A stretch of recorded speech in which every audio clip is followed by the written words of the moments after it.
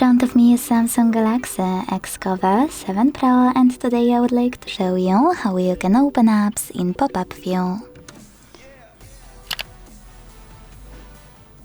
All you need to do is select an app to use in this view and launch it in the background.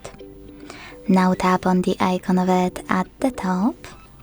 Select Open in pop-up view and enjoy using your app in this little window.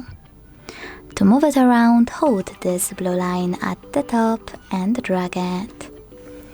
To scale it or reshape it, hold one of bottom corners and drag it as well. To use more options of pop-up view, click on the same blue line and check out all of those.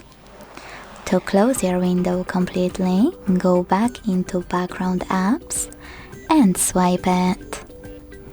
Thanks so much for watching. If you enjoyed this video, leave a like, comment and subscribe.